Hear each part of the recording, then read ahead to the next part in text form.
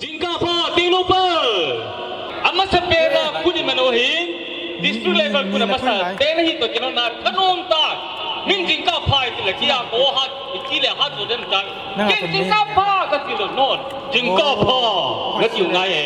thanai ko mai si doi averin jingka pa ki ba me Miss Mercy lungsitan ku be people Miss Mercy ti Mr. David Samkuchonคุณเบียปิวเตอปานินกีมากันเห็นปาวเนียวลุงสิตันคุณนี่เบียปิวโบโจเลยกีบายปุ่นนะเดียวส่วนมิสมาร์เซียคนนี้ไงเท่าเตดูดีกิมันในกิมันนะเดียวโปรแกรมเดียวขัดไฮไลท์กันบอลนี้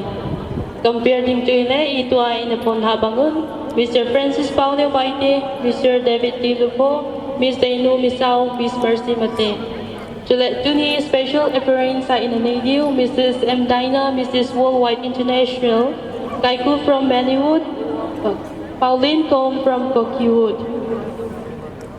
10:30 is arrival of public and 10:45 would be arrival of the invitees and the 10:50 will be the arrival of chief guests and the declarations of good 2017 open. Welcome address and presentations as well as the introduction will be taken by the Chairman of Good Tengnoupal District, who H.S. Benjamin Mate. Opening prayer, Reverend Ngamhau Chairman, MPF More. Cultural dance, cultural programs begins this is from the various cultural dance will be showing you. And the presentation to Good PART 2017 will be followed by his speech. And the speech from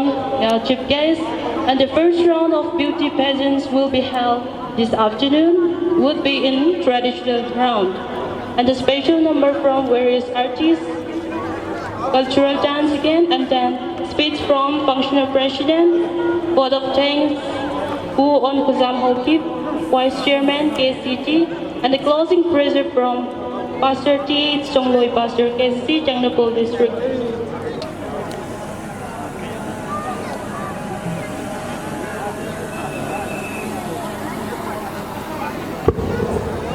Alo ki ba men bizong le jula thang ai ki to ti mi pi ho lung sin ten ting o te chief guest pu le loi hong ta to kilonin trumpet sa du ro lung sin ten space nang kal ro ta bin lang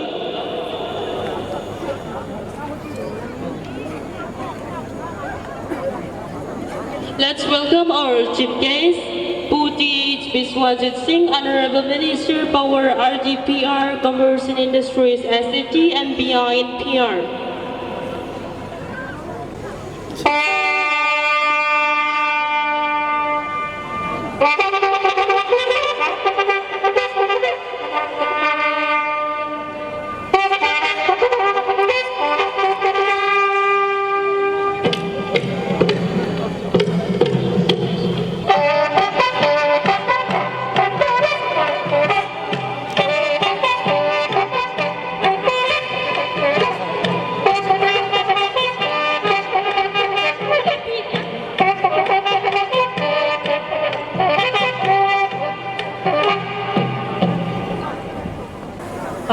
Good morning to everyone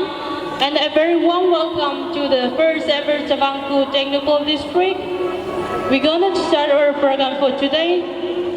First of all, let's have the opening prayer that will be taken by Reverend Ngamhau Chairman, MPF More. Nabol Jong Seo, Paten Lopin Ring Zeng in Volunteer, Koran Sunga Kizin, Paten Tuna Sayin. Igam Sungawa Kumsani la Som la Sagya Paten Nei Piao Chawang Kul. Bol Teding Am Jeven, Paten to Thangwa Nei Masavin, Paten to Lopin Jang Tahan. Kumsani la Som la Sagi, Chawang Kuli. Igam Sungawa Tengnoupal Hupia. Inam Pumpiva, Ikikobuva, Hitabang Paten Ebol Pinawa Paten Koma, Tumna la Tauna. Miyaw siya takher, tuna hula paten la jate takherin, oking dingin counting doy, kakaya nga utawing kate. Wad konsona hingzim paten, umsang nila som na sagi sunga, napat tebo abon sa kasimuha. Hichinang man kagon na mong naipiyaw hi, tunya ki panahi, kasay to kawahi, và nuôi lấy sẽ ai dễ bởi nó thấy chỉ tâm lòng lệ và thêm thil bor thế nên nó cha thế nó kuma à bồi đi dâu sẽ nang mà này là ro pi va mấy cái tol mang à bol rai thế họ lòng này là ro pi va kita chuna cha thế hon ka bol dâu seo hi mi thế hon ver teng lệ ama ho hi pathen win pathe bo ta ve ya sei va chuyang le ata ber ke ho hi pathen in pathe ai bo ta win kagam suwa ka district suwa nang ma min lo pi pana ka bol no mu nei bor sa no chu sang wa aver dalin na ko makipatura cha ten ka seven na min theng lo pi ta verin ka thang ba min he ka kuno ka phano ya lo se na khona kang kilan ro ba na khona ni bob di vin tin ton set thina kam lai ta wa ti san theng ta le dong Jesu Kristan na ka thu mo he amen tu chunga ku pai pan piu bu pachuak ko ama chu pen ko we ông cái khom bị piu si amasan Islam kai peve masih November ki tarik ama sok lising amaga lising ani ga tratre numero sida hana ipa ipure thambiram ba loro kumhei chabang ku asila lengbirak pa ikhoi gi minister amasung ikhoi gi Chandel district ke chairman mathang da ikhoi gi district council gi em sing adudagi ikhoi gi ikai khumnara ba deputy commissioner SDO amehek sung district council member aduga ikhoi gi charge ki leader sing khun ge khulang pase aduga nupi ge women society ge group sing aduga hodong endong na ikhoi ge handang ge tuwa sikidamak ta lamjing biri ba ikhoi ge isen nupa Benjamin na khoi khuding bakpo han magta dai na nungsi ba ba haraw ba loy na na salam hakti achare aduna hitihin tuni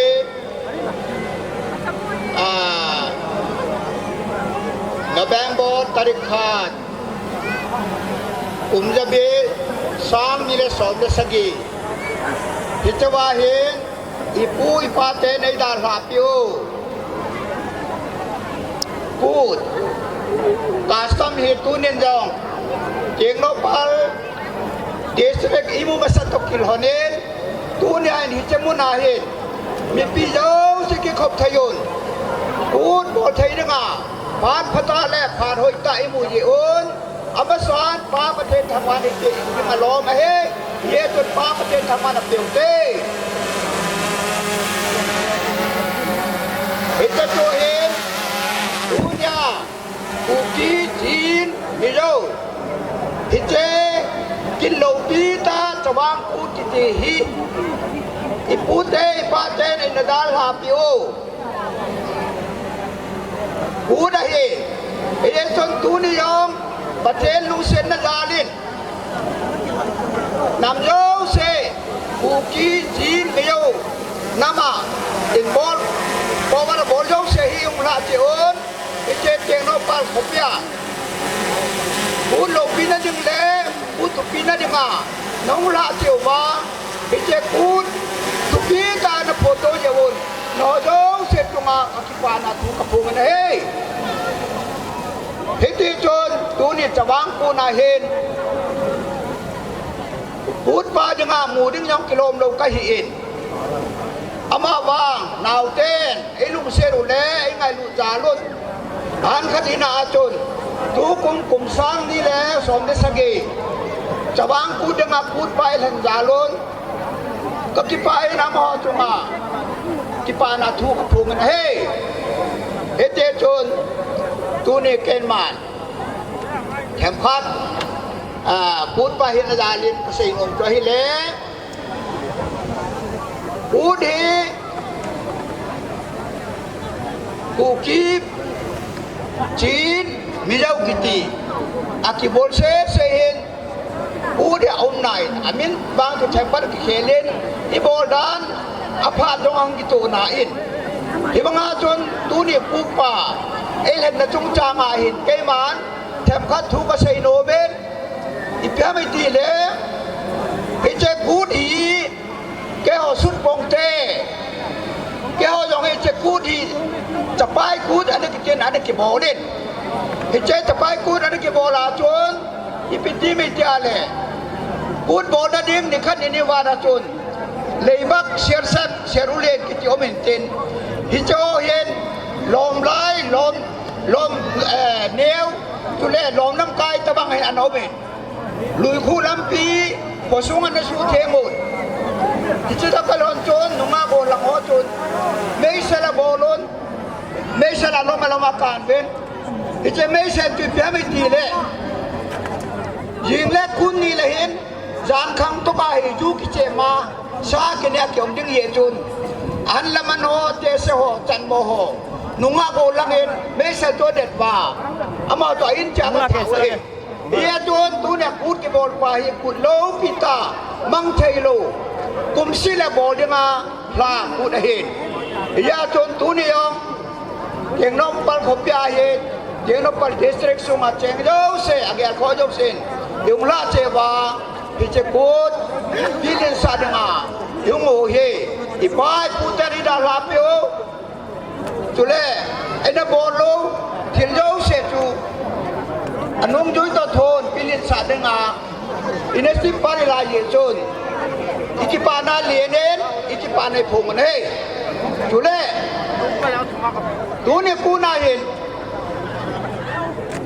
เกมันก็ใส่นมจ่อยเล่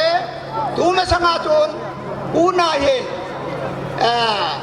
หลังซ้ำขนาดโอมิดอิจฉาหลังซ้ำจะบอลแต่ปงกระเจนตูเน้นกันกระบอลดีเกมันยกกันเจน่าชุดปงเจนกันบอลเอากุจุงาจะไปกุจุงากันบอลเอาข้าที่กระบอลยังเห็นตินเฮจนตูนี่พูดหันถินโซน่าเห็นมีปีเตนไอ้เธอได้เลยฮิจฮีน้องน้องนี่ลังสับหูบินลังเฮเวนกันเจเฮียจุนกันมันกันเฉยดังอาจนจีนกูกิซาเตจีนกูกิไม่ยอมซาเตหิงโซเรนกันเจเลยหิงโซเรนจีนกูกิไม่ยอมซาเตขังเต้าเห็นกันเจเลยขังเต้าเห็นจุเล่จีนกูคีจีนไม่ยกเตจุงาจำเล่นกันเลยอาเมนที่โชคเกดึงเวนกันเจมันเฮตัวนี้เห็นกูคีจีนไม่ยกจาเตระงากูลงปีตาอากิโบลินเยจนกูคีจาเตจีนจาเตไม่ยกจาเตจำเล่นเฮพันเต้าเห็นดันทอนเห็นฮาเลลูยาจะเห็นตินโดนจะสเตสุยใส่ตาเบนไอเลนกูน่าเห็นเกมันกันบอลนาจุนอันด้วยยงเกษตรกูน่าลำกายโฮกูลิดาร์โฮเตโซจนนะบอลนาจุน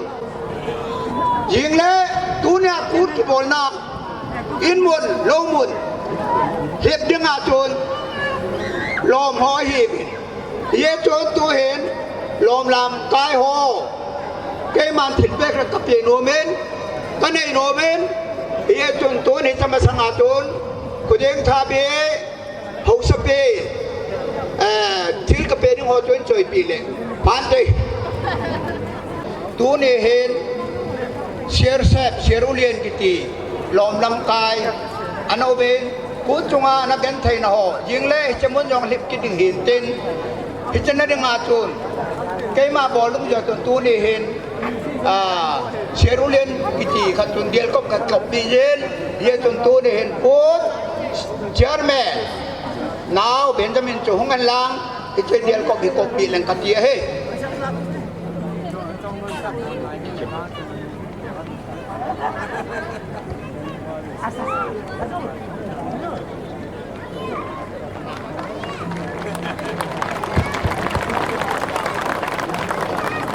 lệ chiêng lệ khi chơi muôn hệ liệp tiền hiện trên khi chơi lai ra chôn chập bay cú đã cái bộ tiền phá lệ khi chơi muôn dấu xin hiệp đừng à bộ tụp đừng à chôn lo mò hình là mà chôn hồ sơ tên đang cặp bè khác amu piwa ai lệ anh mẹ hôn piwa bộ ta bằng à chôn tu ni yo nào bên trong bên amma ho cút committee hòn chiêng lệ khi chơi liệp phá đủ lệ anh là đồ đinh tiaตัวเห็นกาจินีเย็นเฮ นี่เป็นคุณแบบผิวเต เกเฮตุนีอาหินกุเดงชาเบหอุสปูหินาเจโนปัลดิสตริกมุตโกโลเนตุนีอาหิน number 1 district อิมุตจุงโจนาหินตุเนนกูระกิปันนาขัดนาหินเฮเจกกิปันนาเจโจนเคนจอเฮเจกูดคอมมิตี้ฮอนทำขัดกิโทปีนาเองไอ้เจ้ซุ่มทำพันฮีกับเตียนเฮ้ย นี่เป็นคุณหาเป็นแบบผิวเต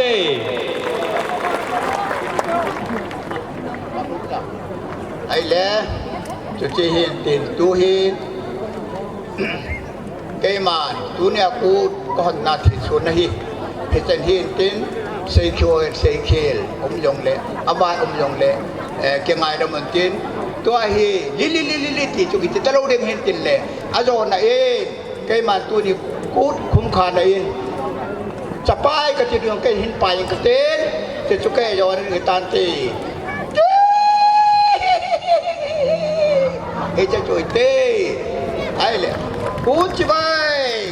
ยแกมันขโมยเด้ Now we have welcome address, presentation to the guests and introductions from UHA's Benjamin Mate, Chairman KCT. To present this, may I call on stage UHA's Benjamin Mate, Chairman KCT. Amaspinin Tukum 2017 First Tengnoupal District Jawangkurang Layosi Nabon Zawin Kutsibekan Bolwinehe Ahan Bamagdada Tengnoupal District ki oina ahan ba good celebrate do bagi program sida maksad nai ba leader mayam Tengnoupal dagi amasung Infal dagi More dagi ekhoi district pun Manipur pun namaki Kachin koya dagi lakba mayam bu ahan bamagdada kutsibei to jari ani subada ngasi ekhoina yam hathu na sinba food celebration program oizarasu ekhoi gi ngasi food program si mapung phanbi dangai lakpi riba ekai khumnarabada matik charaba mingoina panjabada egi tamo G. Hayes Biswas Singh, Honorable Minister, Works, Power, RD&PR, Commerce and Industry, SAT, IB and PR. Mahakna, ekhoi good committee na, icham na chaluraga, ekhoi ahanba Tengnoupal District good asida. Program asibu ekhoi na sinjabani du mapung phan biu hai du na ekhoi na hai job matamda mana jabi bagi damakta mahakbu yam chaw na thaga chari aduga the people of Tengnoupal District as well as the good committee we will be forever indebted to you sir aduga ani subada ngasi ekhoi gi functional president da phambiriba who say so ekhoi Chandi district ki autonomous district council ki chairman honorable chairman mahakamasung magi loina biriba iche busu ekhoi na ngasi program da jawbi bi gi damakta yamna chawna thagat chari aduga loina na ngasi ekhoi gi program da good pa oi biriba ekhoi gi nungsiraba amasung ikai khumnaraba matik charaba pu pacho kom kuting tha beginning tho manasu ngasi first level Tengnoupal district kurasi ekoi chin ku ki mizogi tradition galoina na mapung phana mana hangdo ping bagi damakta mahak busu aina yam chauna thagat chari aduga ngasi ekoi program da misak naina lakpiriba P Chineva Sicilia Honorable Member Autonomous District Council Chandir mahang nasu ekoi program asibu mapung phahan nangai manasu mage chinba mayam thadolaga ekoi mayam sida lakpi bai damakta mahak busu thagat chari aduga pu S Tengnoupal mate Autonomous District Council Member mahak nasu mage chinba ya thadolaga ngasi ekoi program da jaubi bagi damakta mahak busu thagat chari aduga ngasi ekoi si program da lakpiriba Tengnoupal district ki ningthau mayam aduga tribes ki leader mayam community leader mayam more degi aduga loina na ekoi ngasi ekoi culture beautiful cultural dance to bigi daba ekoi cultural troupe tribe degi atai degi lakpa mayam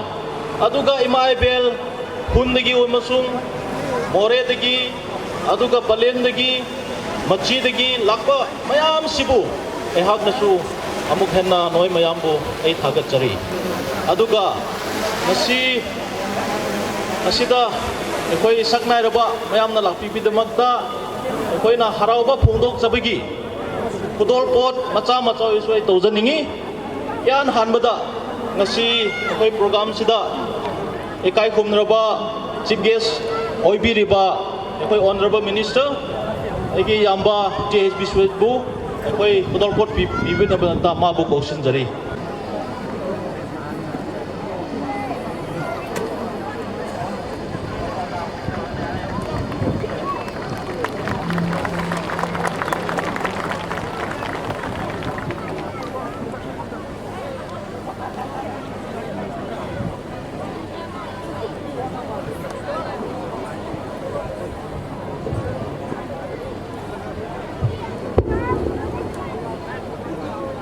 Mipin, pucip ke sadin khot be piutai.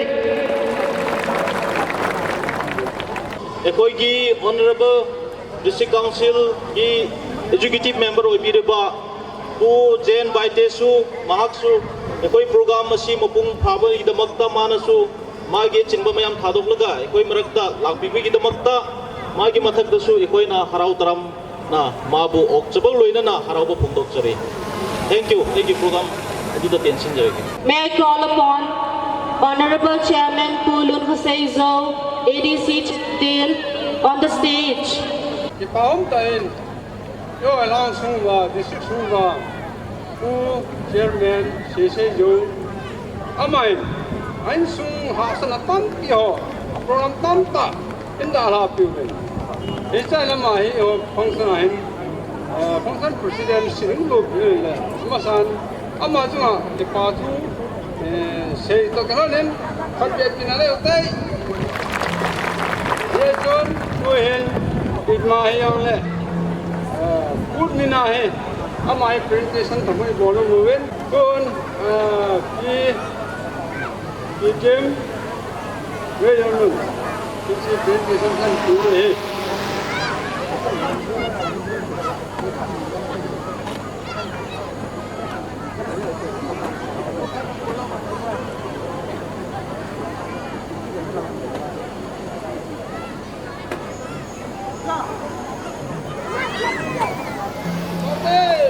Maybe bots of in footbands okay. Next round of presentations will be given away by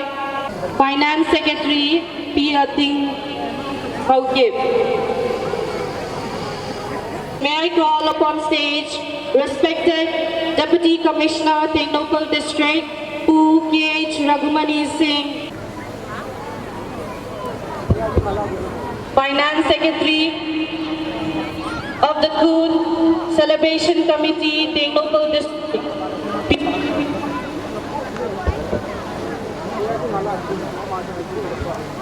Finance Secretary Tengnoupal.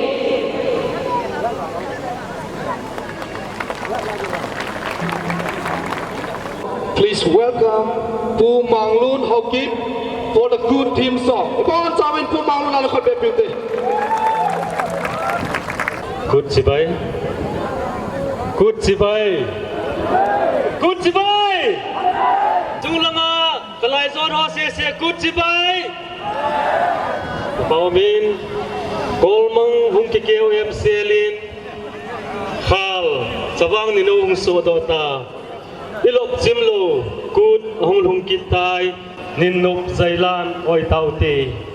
li li li li li li li li li li li li li li li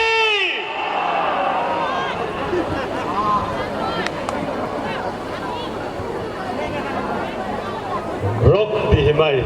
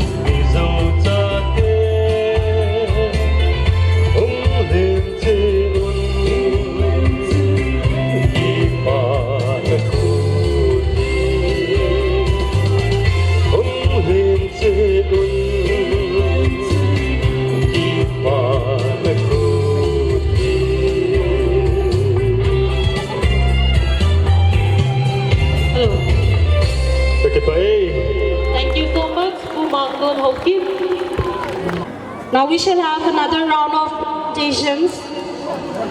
To give away the presentations, I'd like to call upon on stage Pu Minthang Haukip, Joint Secretary, Food Liberation Committee, Tengnoupal District.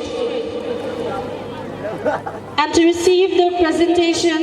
I'd like to call upon stage Honorable ADC Member, ADC Chandil, Pu S. Tengnoupal Mate.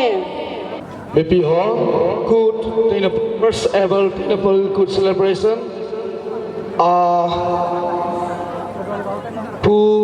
Honorable S. Tengnoupal Mate from Tengnoupal Amatil PNAPDU, Joint Secretary Pu Lun Min Thang Haukip. Don Savin Khot Avel and Bear Pikin Otay.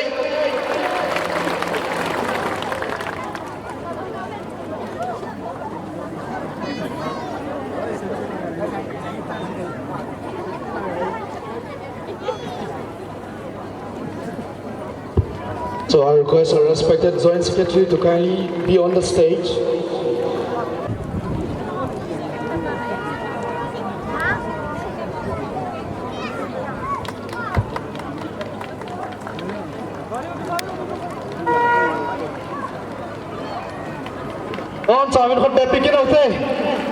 Thank you, Pu Lun Min Thang. Now I invite on stage Pu Secretary Good Committee Tengnoupal to give away the prize, the presentation to Honorable Pu Zain Baite, Executive Member, ADC Chandel.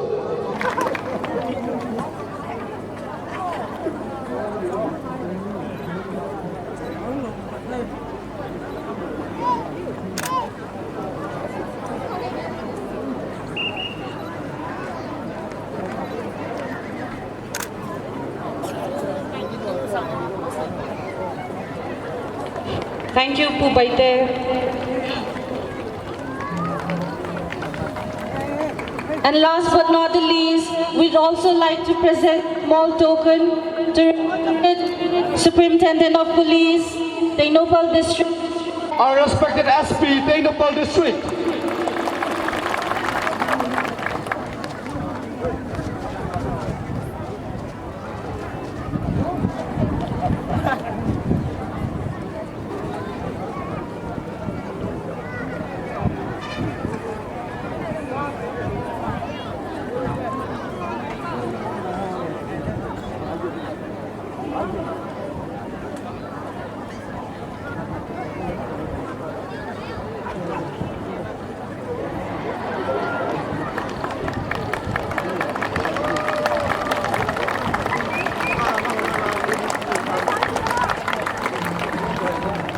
So, as we said, please welcome the cultural dance troops of Tidim Chin.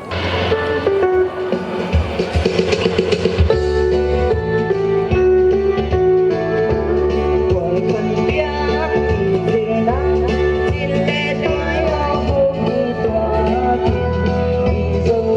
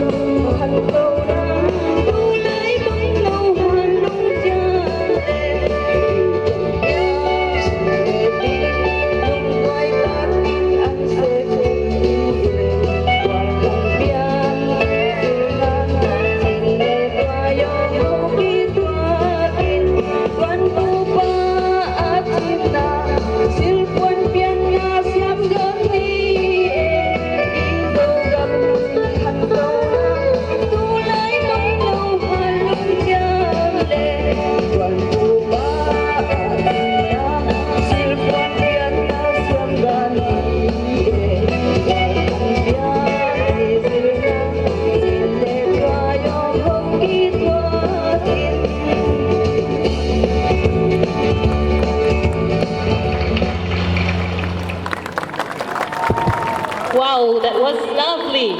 Thank you so much. So now may I please invite on stage the cultural troops.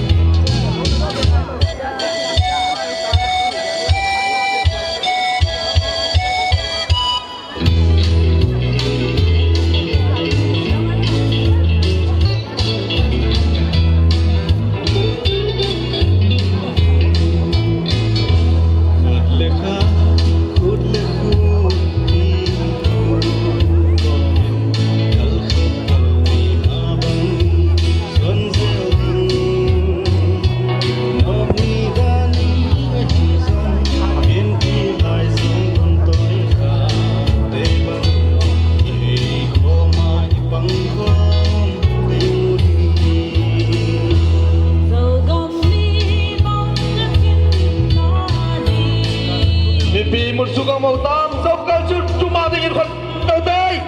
Pi ao xì con bèo tay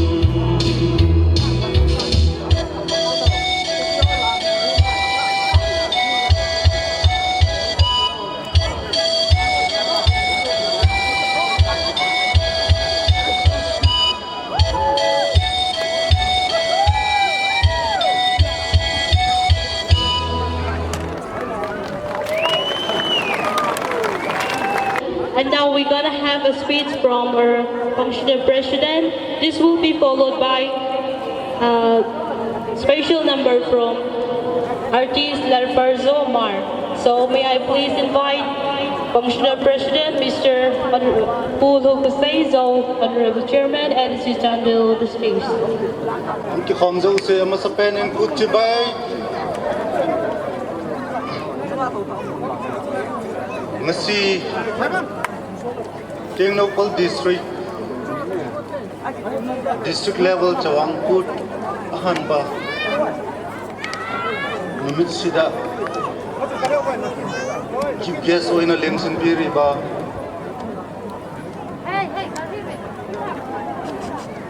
pu TH Biswajit or Naval Minister Works Power RD and PR Commerce and Industry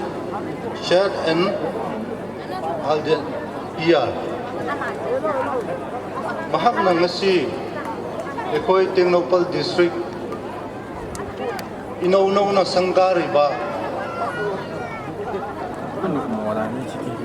9 December 2016 da Government of Manipur na Gazette order thokbiraga 15 December 2016 da Honorable ex CM na inaugurate tawbiriba ngasi na ahan ba first district Tengnoupal district level chawangput sida mahanna chief guest oina yaubi bagi damakda yamna kharawa phongdok jari amasu nungaiba phongdok jari good committee khoisu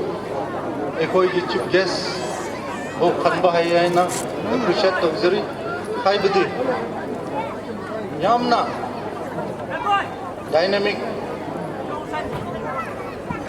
leader anauba ekhoi manipurda Aurapa leader amani maduna masigi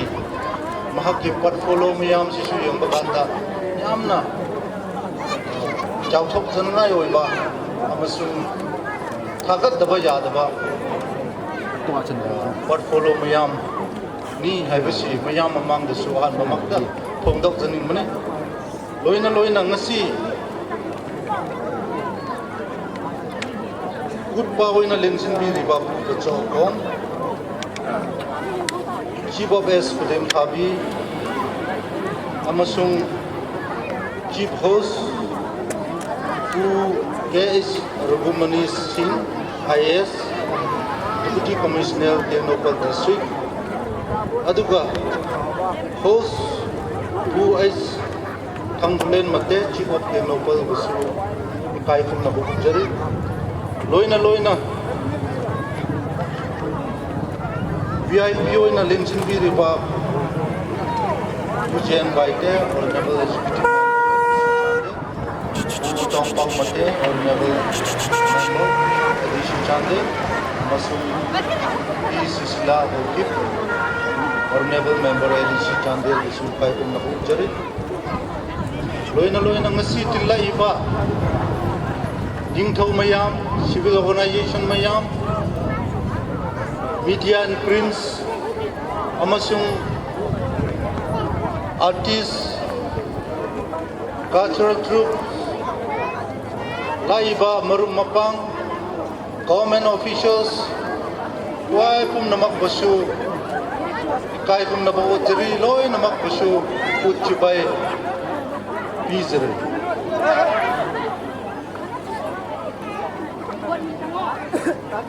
nungaira bai koi gi chahi amada amarak khakdang ngapun bagi festival uki chin yona pangkal liba hanna khaina gi pui pasingna mim kut chang kut pol kut khailap kut pol kut aina kunda masa gi kunda festival pangkal matam khar lakwa matum sida Manipur state da lera iba kitchen mi yo koina apun bagi good state level oina pangkat se haina 1979 da kaichen manbi da first state level good pangkat lam loina madu gimatungin na government of Manipur na 1982 da state holiday oina declare to be tabangin kan ladang 1982 digi ngasi papa Manipur state government na state holiday na lau thok bagi matungin na jeju china pama world da CP da Chin Kuki Mijo gi da mak da kwai da gi the biggest festival to Jawangpur minus ke hier pama smooth na stand smooth to the pole la fase maduna ngasi si minus ke state level da Imphal da to ba kangbu su le district level kudim da to ba kangbu su le mapam da to ba kangbu su le madumai na laibak paduna ngasi koi Tengnoupal district no na inaugurate to rak imatung na ngasi su district level pangkatwa si Tengnoupal district ki damak dati history ama ahan ba district level jawang put Tengnoupal district level maduna ngasi ki kuda jawra iba mayam si yamna laibak khabani haina lojai history da yawra ki doba ipun kudi pakne ngasi aduna ngasi koi ki cultural troupe mayam si baganda yamna benze haraujai modernize su towi yamna su baganda fazana develop koi ki cultural si develop to rai haina adugi matungin na koi ki cultural si mathang develop to raga henna jawpat mangai full palai thaibadi asemba makti ngasi cultural ki festival mane ekoi ki cultural sina ekoi ki identity amasu adubo ekoi na kauroi do ba amadi ekoi ki original hale jangle internal hanna ikui pasingna Tauramba tu jing sang isay sak lamba isay Tauramba cultural adusu young generations da mathang tamaga madusu preserve to da yade mang han badisu ya ꯍꯥꯏꯕꯁꯤ ꯄ꯭ꯔꯖꯥ ꯃꯃꯥꯡꯗꯁꯨ ꯑꯄꯤꯜ ꯇꯧꯖꯩ ꯑꯗꯨꯅ ꯃꯁꯤꯁꯤ ꯑꯩꯍꯥꯛꯄꯨꯁꯨ district chairman ꯑꯃ ꯑꯣꯏꯅ ꯀꯨꯠ ꯀꯃꯤꯇꯤꯅ ꯐꯪꯁꯅꯦꯜ ꯄ꯭ꯔꯁꯤꯗꯦꯟꯒꯤꯗꯃꯛꯇ ꯅꯤꯡꯁꯤꯡꯕꯤꯕꯒꯤꯗꯃꯛꯇꯁꯨ ꯀꯨꯠ ꯀꯃꯤꯇꯤ ꯃꯊꯛꯇꯁꯨ ꯊꯣꯏꯗꯣꯛ ꯍꯦꯟꯗꯣꯛꯅ ꯍꯔꯥꯎꯕ ꯅꯨꯡꯉꯥꯏꯕ ꯐꯣꯡꯗꯣꯛꯆꯔꯤ ꯉꯁꯤꯒꯤ ꯗꯤꯁꯇ꯭ꯔꯤꯛ ꯂꯦꯚꯦꯜ ꯀꯨꯠꯁꯤꯅ ꯑꯩꯈꯣꯏ ꯇꯦꯡꯅꯧꯄꯜ ꯗꯤꯁꯇ꯭ꯔꯤꯛ ꯄ꯭ꯔꯖꯥ ꯋꯥꯏ ꯄꯨꯝꯅꯃꯛꯀꯤꯗꯃꯛꯇ ꯄꯤꯁ ꯑꯦꯟ ꯍꯥꯔꯃꯅꯤ ꯄꯨꯔꯛꯄ ꯀꯨꯠ ꯑꯣꯏꯁꯅꯨ ꯍꯥꯏꯕꯁꯤ ꯍꯥꯏꯔꯝꯃꯒ ꯑꯩꯒꯤ ꯁ꯭ꯄꯤꯆ ꯋꯥꯏꯗ ꯇꯦꯟꯁꯤꯟꯖꯩ ꯊꯦꯡꯛ ꯌꯨ